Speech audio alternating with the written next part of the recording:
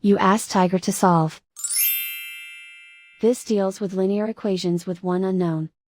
The final result is x equals -4. Let's solve it step by step. Simplify the expression. Group like terms. Simplify the arithmetic. Group all x terms on the left side of the equation. Subtract 13x from both sides. Group like terms. Simplify the arithmetic. Group like terms. Simplify the arithmetic.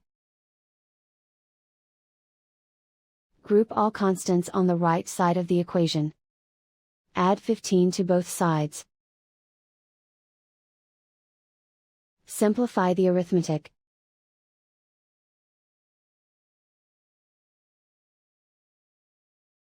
Isolate the x. Divide both sides by -4. Cancel out the negatives.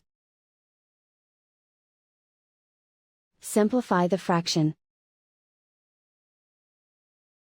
Move the negative sign from the denominator to the numerator. Find the greatest common factor of the numerator and denominator.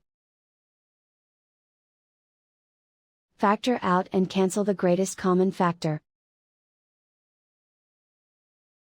And so the final result is x equals -4.